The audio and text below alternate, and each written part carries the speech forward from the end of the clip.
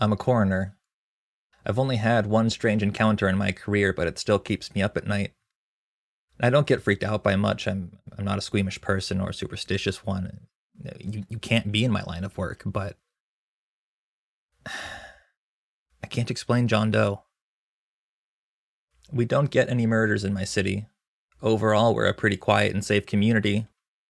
It's rare that a full autopsy is required, and it's more likely to be requested for unexpected deaths, medical malpractice, that kind of thing, than it is for a suspected murder. We don't have a separate medical examiner's office. I'm just in the basement of the hospital, which frankly isn't much of a hospital. It's better equipped than a typical doctor's office, but I mean, there are outpatient centers that are bigger than us. If you go to a big city, if you have a complicated illness, you drive a few hours to Cleveland. However, I'm our coroner. I certify all deaths in the city and perform all of our autopsies. When an unknown body turned up in the woods, you better believe the cops were all over it. It was the only exciting thing to happen to them that week. I mean, hell, maybe ever. Several more officers than were necessary came in with the paramedics looking for some answers on how he'd gotten there. I didn't know. He didn't have any defensive wounds. There was nothing in the initial exterior examination. Livor mortis and rigor mortis were present. I estimated the death at around 12 hours prior. The x-rays came back normal. There were no obvious signs of poisoning upon interior examination. His stomach contents were a half-digested tuna sandwich and I think a Coke.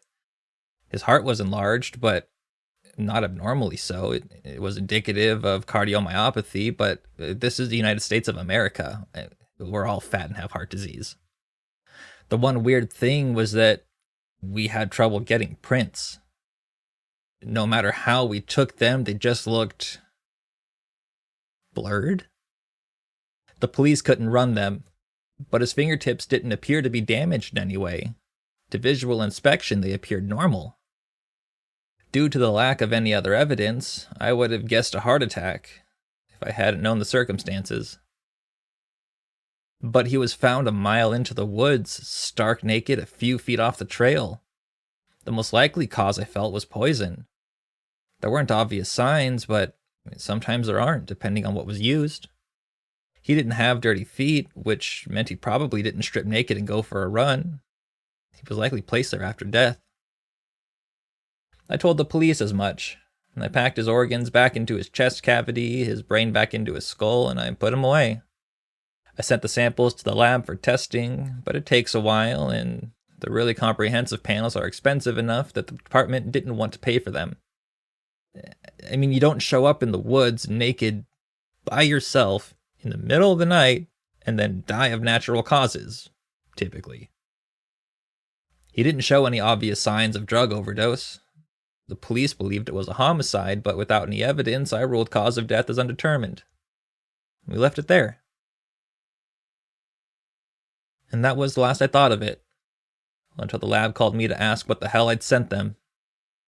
The lab results were inconclusive. They couldn't get any DNA from the samples at all.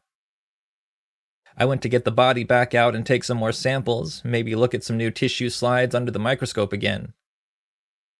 But he wasn't where I left him. I looked high and low, meaning in each cold locker, thinking I had mislabeled or misremembered where I put him, but he wasn't in any of them. It's not a large morgue. It's not like misplacing your keys. If I couldn't find the body, it was gone. I didn't like that at all. To be honest with you, I panicked. How do you lose a body? In all my years in the field, I had never heard of such a thing happening. I called up the chief of police and explained the situation, and he asked some questions I wasn't sure of the answers to. Yes, I'd left my office unattended on occasion. No, I hadn't been paying close attention to whether I locked it at the end of every day, and I was pretty sure I did. I do so out of habit, but I wasn't completely sure. We're a small city. It's safe. Stealing human remains is outside of the common way. It's not something I had considered a possibility. So the police added a report about the theft of human remains from government custody, which I'm sure if they ever caught the perpetrator would be a list of charges longer than my leg. The running theory was that someone stole the remains to cover up the murder. That didn't go over well, since it implied a member of the hospital staff was likely involved, but what can you do? The police weren't too serious about pursuing it, and I don't think they seriously suspected anyone at the hospital. Without an ID, it was hard to investigate. It was a decent scary story to talk about at parties, especially since the death had been well covered by the local papers. Everyone around here had heard about it. And a few months went by, and honestly, I'd hardly thought about it anymore. Though I was careful to lock the morgue when I left for the day. And we were busy. We were having an unfortunate uptick in deaths, so I had gotten the okay to hire on an assistant. He was a sharp kid, and he learned quickly. He had a few autopsies under his belt when another body turned up. John Doe. Clothed this time. Hanes, and not-so-light t-shirt and Levi's, well-worn tennis shoes. Called in by a scared teen who found him in a dumpster behind the fast food joint where she worked. It was a different pair of cops who responded to the scene. Whole different team of people, EMTs, everybody. Which is why I guess I was the first to notice. "What the fuck?" I said when I saw his face. "What?" asked my assistant. This is the same guy," I said. "This is the same guy that went missing before." "A missing persons case. Do you recognize him?" No, I mean, it's the same guy. The remains that went missing a few months ago. How is this possible?" My assistant didn't have any idea, but I was highly agitated and probably not making a lot of sense. I called the police department. The two cops who brought him in this time weren't particularly helpful. They started speculating that it was a serial killer with a specific type. I called back and insisted they send some more senior guys down, and the ones who'd picked up John Doe before. So Laurent and Bill came down to take a look. "Well, I'll be goddamned," Laurent said. "It's the same fucking guy." "Couldn't be," Bill said. "Twin, maybe?" Maybe, I agreed begrudgingly. It must be, but what are the odds? "Well, could it be the same guy?" Laurent asked. Hear me out. What if they took the remains and froze them?" And I shook my head. "I performed an autopsy. This guy hasn't been cut open."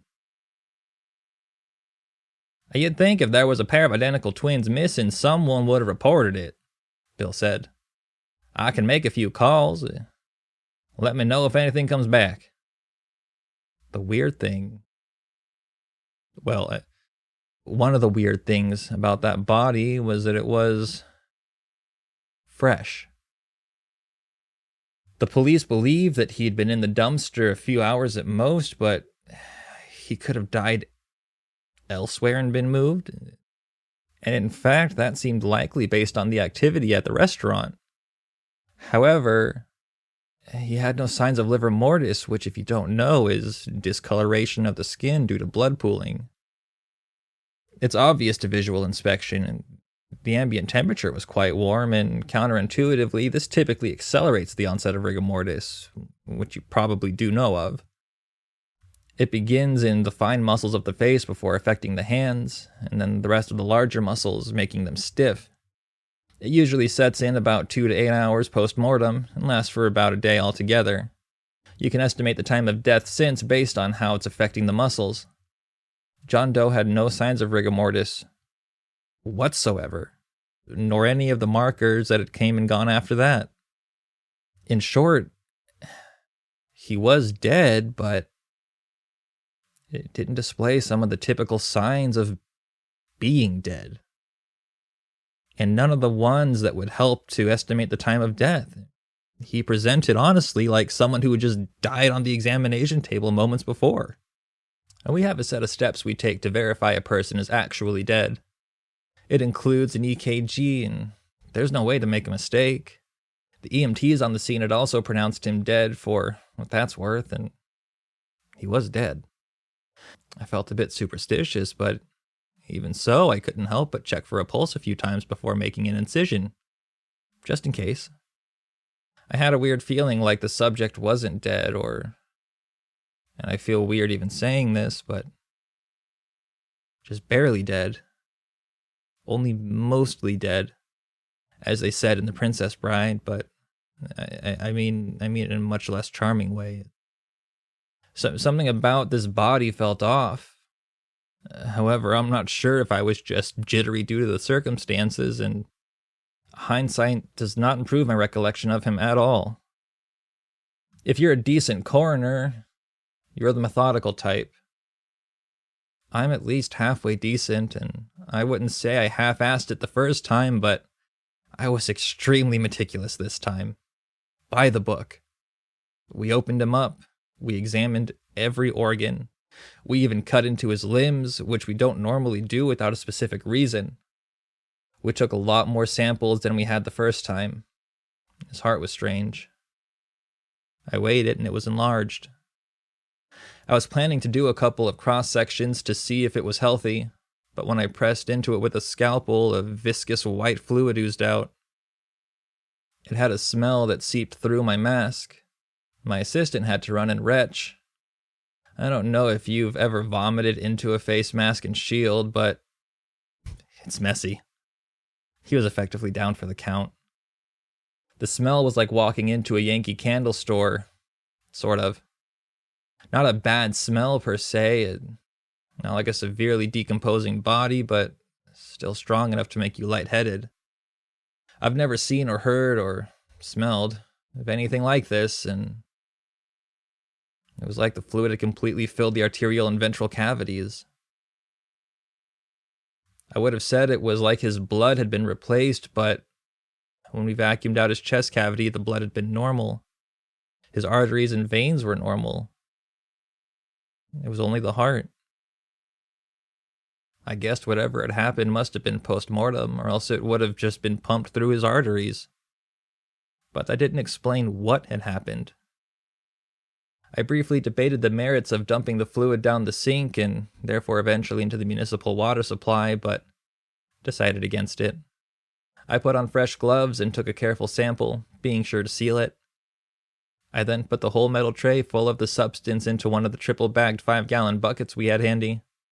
I tied the bags off, closed the lid, and then bagged the buckets for good measure, and we left the room. I locked the door behind me and we went upstairs to give my assistant a chance to recuperate.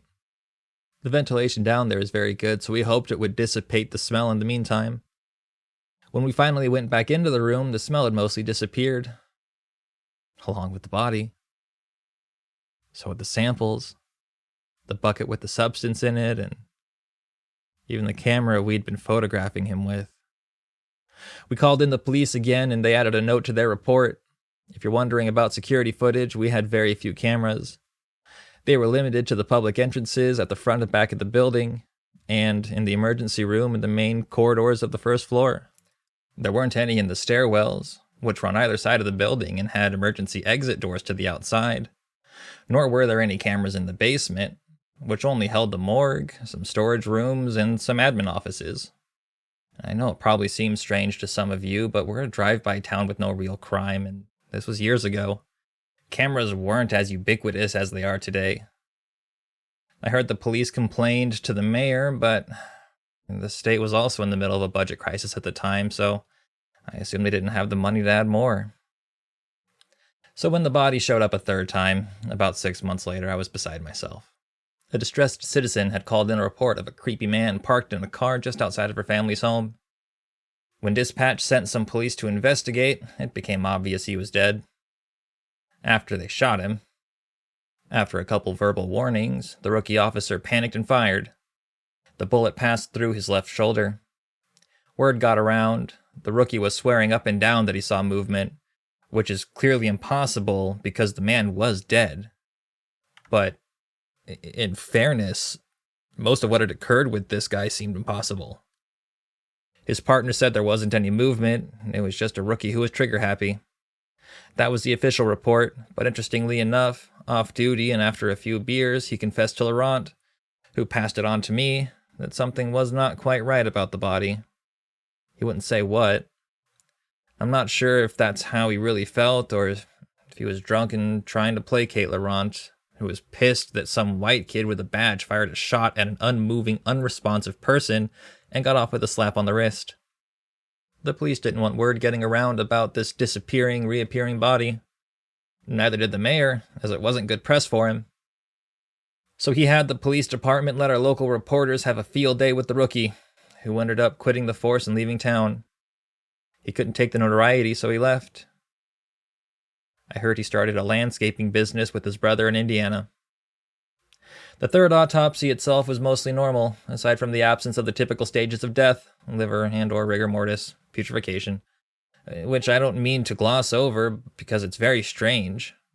Incredibly strange. It's impossible, but so is doing an autopsy on the same person 3 times.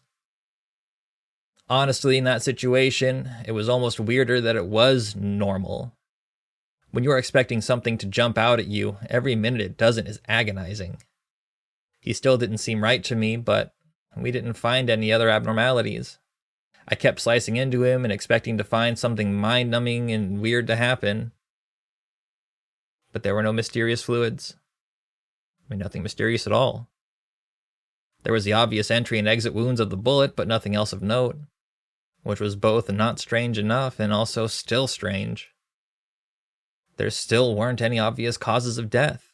He was by every measure a perfectly healthy human male. I wondered if I had entered some sort of purgatory for mediocre medical examiners. Maybe this body was punishment for missing something and I was doomed to repeat it until I found the cause of death. I really was questioning my career and my life choices by this point. When I went home, I started talking to my wife about moving closer to her family, like she's always wanted. And I don't like her family, but a fresh start in a new town seemed like a good idea. We were careful that time about chain of custody. The police department sent us a detail to guard the body, which mainly consisted of a guy in the basement of the hospital to watch the lockers after we left for the night. We did our thing and put the guy into cold storage. We shipped the samples to the big lab upstate. But of course, it did have to get weird. Unlike the previous bodies, no matter how carefully we took prints, the images always looked blurred when we tried to match them up in the database. Same with his dental records. The DNA samples came back inconclusive. We sent them another sample, same results. The police don't formally close investigations for at least a year, but we only had to hold unclaimed remains for 30 days. We kept some samples assuming there was going to be a protracted back and forth with the lab, but we sent him for cremation as soon as it was allowed. I wanted him out of my morgue. But you know the story by this point. A couple guys came to transport him first thing. I opened the locker to pull him out, and the body was missing. So we opened every cold locker in the storage room to make sure I hadn't misplaced him, and this time we found him. I wish we hadn't. He was on top of someone else. They were lying together like someone had placed them there in the mockery of a marriage bed. I cannot stress this enough. It was deeply disturbing. And I say this as someone who has seen some pretty gruesome deaths. First of all, the girl was underage. I mean, if you're going to pull a prank like this, I guess you could argue age doesn't really matter when you're talking about lifeless bodies. I don't know that was the intent, but the image alone was bad. I can't forget how it looked. This middle-aged man with his arm wrapped around a blonde teenage girl. She looked like a child. She'd overdosed. Not disfigured by an accident or anything like that. I don't think you could mistake her for a sleeping girl, but she looked peaceful enough.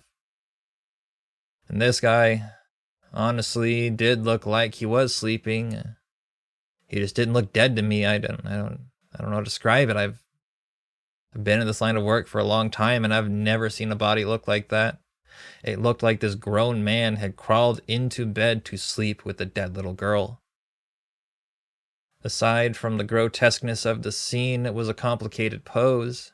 His arms were wrapped around her, so parts of him were under her and parts of her were under him, if that makes sense. It would have taken significant manipulation of both bodies to get them into that position, and it took me and my assistant both to get them separated. We didn't take pictures.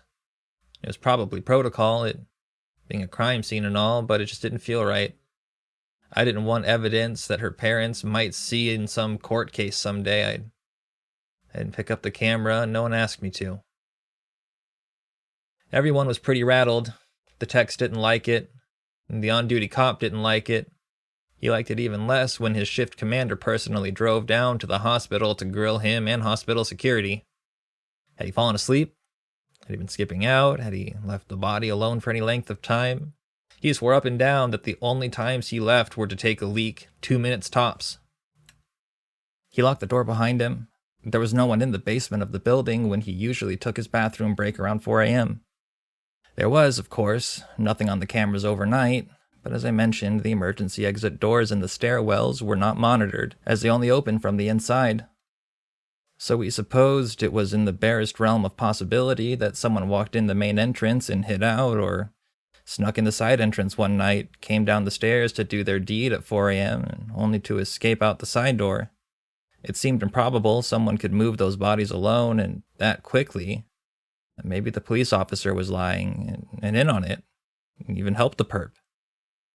But that, of course, begs the question, to what end? For the cop, or this unknown person or people? What possible motive could there be for that? They didn't steal or destroy evidence this time. It's simply bizarre. The shift commander was frustrated, but the details didn't point to anything plausible. The police did a very thorough investigation. They swept the whole lab for prints. There was nothing unusual. All people who had been there and were supposed to have been there, and not that many prints besides, as most of the time people wear gloves. They didn't find anything on the CCTV tapes. None of the hospital staff remembered anything unusual in the past month. Anyway, the techs carted the guy off and they cremated him.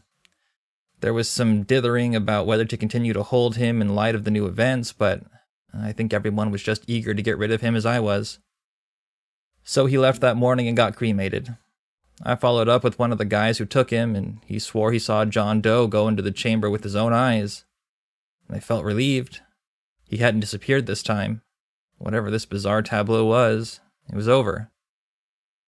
And yet, imagine my surprise when he showed up again. Turned up like a bad penny. I didn't even ask the circumstances. I was afraid to. I'll spare you the details of the autopsy. There was nothing noteworthy. Again, no cause of death could be determined. He went into a locker. I sent the samples to the lab, even though I knew it was futile. Can you guess what happened after? Yep. Lost the body again. Only took a couple days.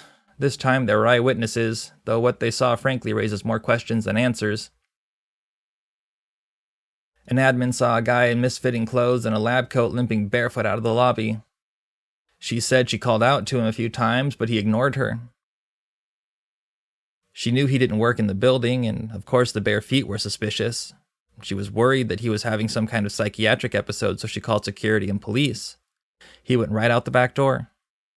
You can see him on the security footage of the rear of the parking lot, just the grainy monochrome back of his head. John Doe shuffling away from the building.